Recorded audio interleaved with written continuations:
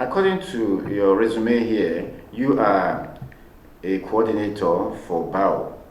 Are you still playing that role? For 3 months, I was away from my home, from my business, and my family. You know, sometimes in the dark of the night, to paste posters, to have meetings with our youth organizations, all in the name of, mobilizing for his election in 2022. Because I served as the state director for mobilization, and I did my best. But just immediately after the appointment for, I contested for the councillorship position. I was denied. Yeah, I was denied because I know who did it, but I'm not going to mention that name.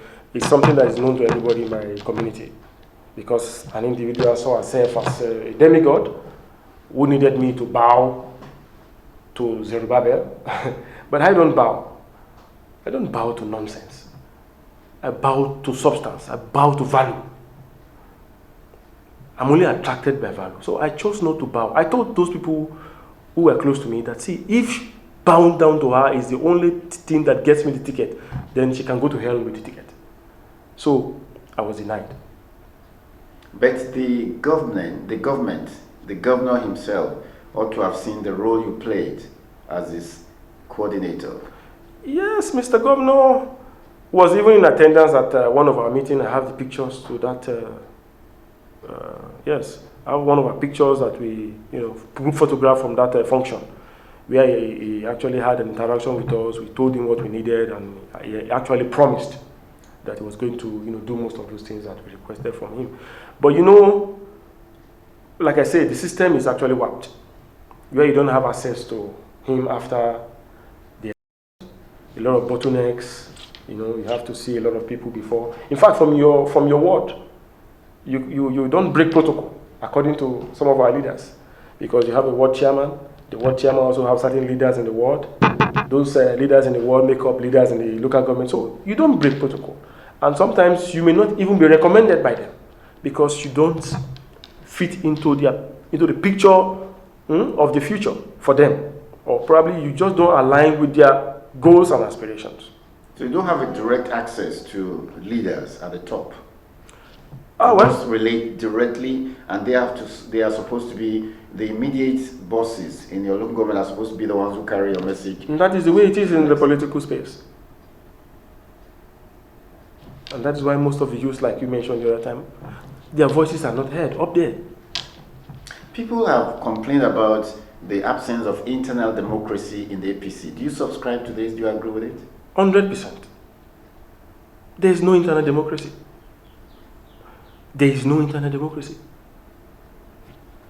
You mentioned factions. Yeah, there are a lot of factions. You think everybody is happy, everybody in the party is happy with those that were nominated or who were elected? We just finished our primaries for the local government election. You think that everybody in the party is happy with those that actually emerged? No. But a group of people, who put themselves together and as kingmakers are responsible for what you have today. And I make bold to say it on this TV. Mr. Governor cannot say he's not aware, because he has actually given the free hand to those leaders to do whatever they want at the local government level. At the moment, you have a case in court against the APC primaries in EKITI State. Yet, the governor's name is on INEC's list while the case is pending. How do you see the situation? Especially when you compare it with that of the PDP, where the man's name, the candidate's name, was removed until the matter was settled in court. In the case of the APC, the matter is still pending, but the name of the candidate of the APC that evolved during this the primary election that is being challenged remains on INEC's list. Well, it boils down to what I call irregularities in our system. Like I said, I don't conform, and I just say things the way they are. If we have to follow the law books, I think it is an abnormality. I'm known for the truth, and I don't conform, like I said. I will say things exactly the way, even if it's going to hurt me. It is a misnomer. For me, I think the case should be, done with before we have a substantive identity, as a candidate for the All Progressive Congress. But while the case is still on, the party has inaugurated its campaign council, and some pseudo campaign is going on left and right in the state capital. The posters and billboards of the incumbent governor, who also stands as the candidate of the party that is being challenged, is everywhere. How healthy is this for democracy? Well, for me, if there's a court injunction that he should not campaign, and if he... Oh, there's a court injunction? Like we heard, that there's a court injunction that he should not proceed to campaign. Until the case is, until there's a verdict. That's what we heard. But what is going on now? Is it the same as campaign or not? Because some people say it's not campaigning. It is campaigning.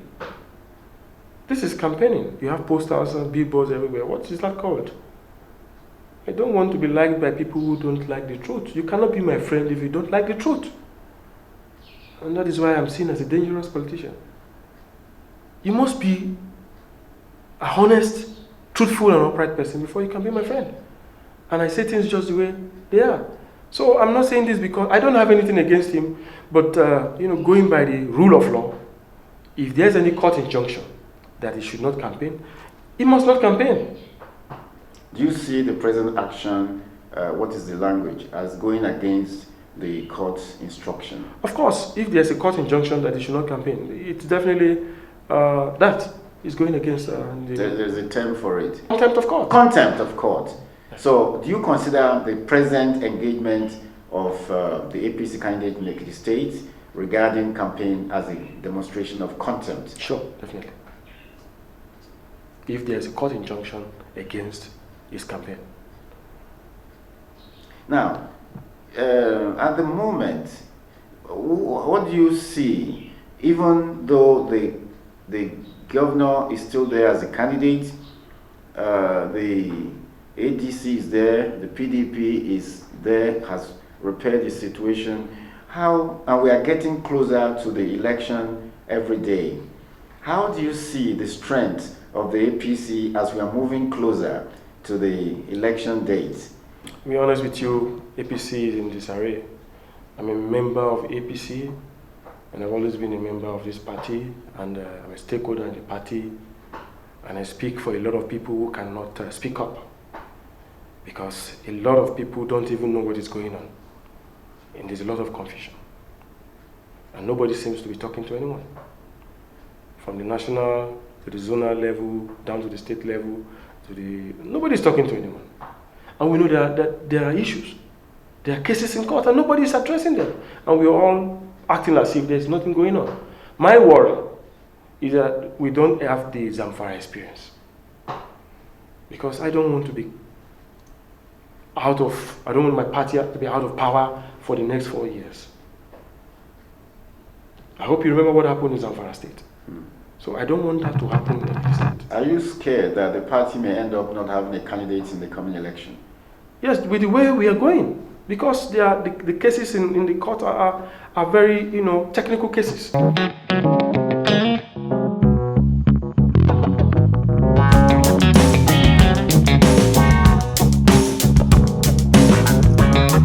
Somebody who is disconnected from the people, somebody who is no longer in sync with the reality of the day.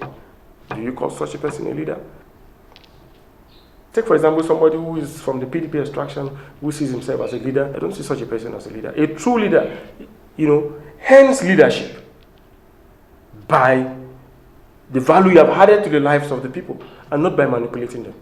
When the people are given the free hand to pick their leaders, they'll be so shocked that they are not their leaders.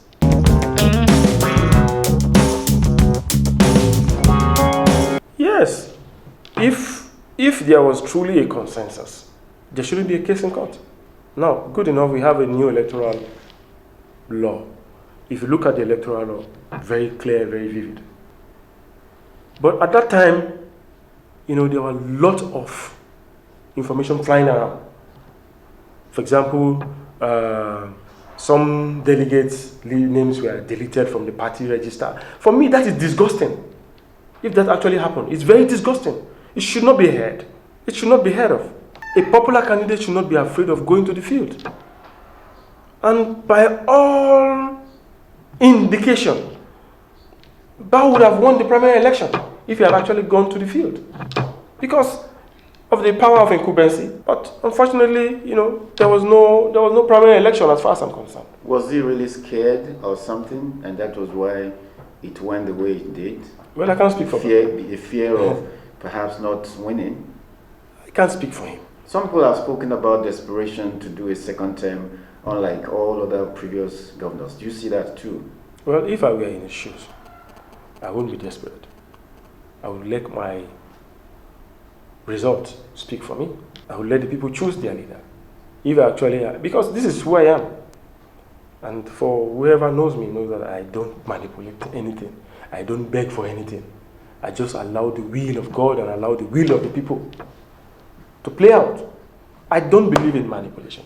I would have actually been, I should have served in many capacities if I believe in manipulation. But I don't believe in manipulation. I don't believe in begging for any position. I'm a leader in many rights across EKITI State, across Nigeria, and across the world. I'm not just an entity for EKITI State or Nigeria. I'm a global figure. Yes. Those who know what I'm talking about know.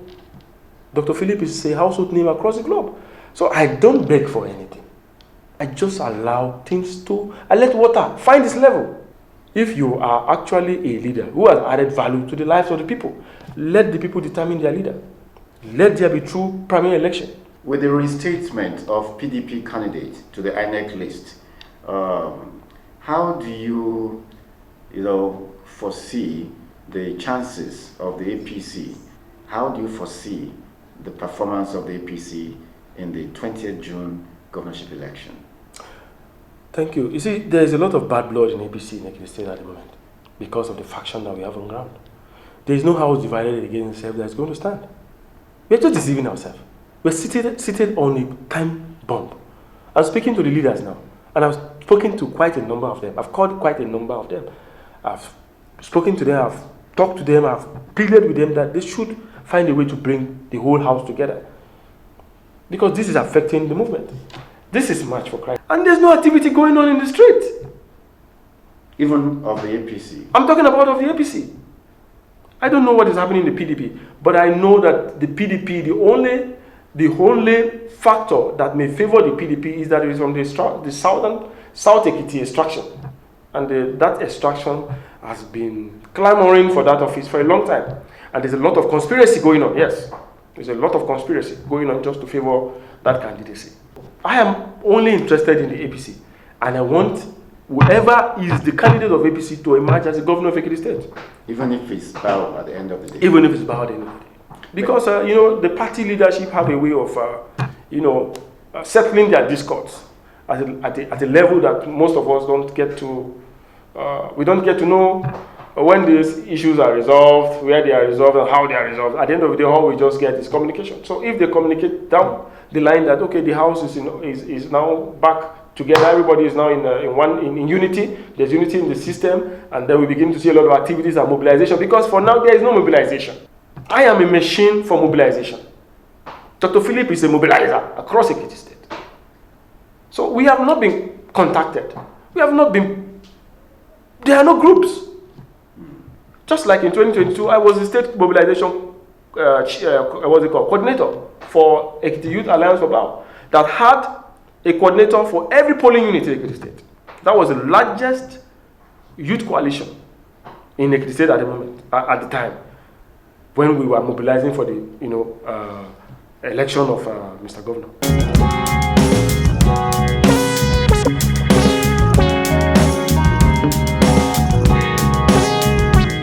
Very, very uncomfortable, because whatever affects my party affects me. I'm a party man.